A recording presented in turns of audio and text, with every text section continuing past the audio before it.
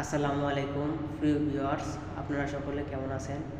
আশা করি মহান আল্লাহ রাব্বুল আলামিনের দোয়ার বরকতে সবাই ভালো আছেন। তো আজকে আমার পক্ষ থেকে আপনাদের সবার জন্য ঈদ মোবারক। তো আজকের ভিডিওটি আশা করি মনোযোগ সহকারে দেখবেন। আজকের ভিডিওটি আপনারা মনোযোগ সহকারে দেখলে আশা করি হয়তোবা উপকৃত হবেন ইনশাআল্লাহ। তো আমরা আমাদের কেরিয়ারে টাকা পয়সা ইনকাম করি। শুধু আমরা টাকা পয়সা বেশি ইনকাম করার ক্ষেত্রে আমরা যতটা প্রাধান্যতা দেই, ঠিক আছে, আমরা ততটা প্রাধান্যতা দেই না টাকা পয়সা সঞ্চয় করার ক্ষেত্রে অথবা টাকা পয়সা সেভ করার ক্ষেত্রে।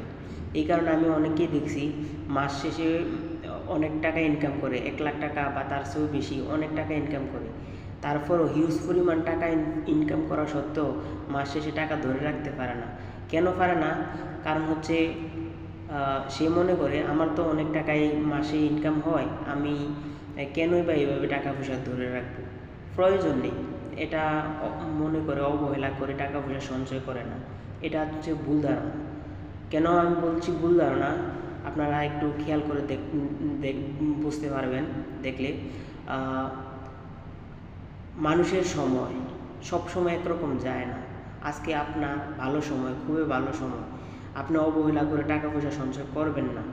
কিন্তু আপনার যখন খারাপ সময় আসবে তখন দেখতে পাবেন আপনার লাইফটা খুবই এলোমেলো হয়ে যাবে। কিন্তু আপনার ভালো সময় যদি আপনি টাকা পয়সা সঞ্চয় করেন, টাকা পয়সা সেভ করে রাখতে পারেন, তখন আপনার খারাপ সময়ে এই টাকাটা আশীর্বাদ হয়ে আপনার সামনে ধরা দিবে। তো আমি অনেকেই দেখতে পাচ্ছি মাসে 1 লাখ টাকা ইনকাম করে বা তার চেয়েও বেশি ইনকাম করে, কিন্তু খরচের পরিমাণ তার চেয়েও বেশি, যেই কারণে মাসে 1 টাকাও ধরে রাখতে পারে না। আবার আমি এমনও অনেককে দেখছি যারা মাসে নগণ্য টাকা ইনকাম করে, 10,000 15,000 টাকা মাসে স্যালারি পায়। ওই টাকা থেকে মাসে 3,000 4,000 টাকা দিয়ে খুব কষ্টে সংসার চালিয়ে 8-10,000 টাকা সেভ করে। আমি এমন অনেককে দেখছি। এক সময় দেখা গেছে তার এই 15,000 টাকার স্যালারি সে 10,000 টাকা বা 8,000 টাকা মাইনে সঞ্চয় করার পরে 8 বছর 10 বছর পর তার হিউজ পরিমাণে টাকা হয়ে যায়। ঠিক আছে, প্রত্যেক মানুষের খারাপ সময়ের পরে ভালো সময় আসে, ভালো সময়ের পরে খারাপ সময় আসে। আমরা আমাদের ভালো সময় আমরা অবশ্যই চিন্তা করব যাতে আমাদের খারাপ সময়ে নিজেকে প্রস্তুত রাখতে পারি।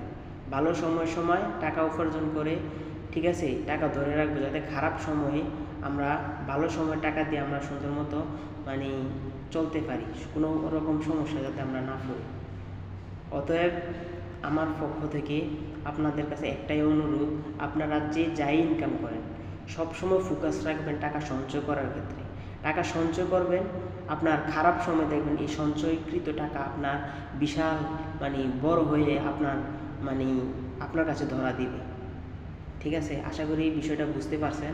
তো ভিডিওটা ভালো লাগলে বা আপনার কাজে আসলে, ভিডিওটার মাধ্যমে উপকৃত হলে আপনার ভাই বন্ধুদের মাধ্যমে শেয়ার করে দিবেন যাতে সবাই এই ভিডিওটা দেখতে পারে।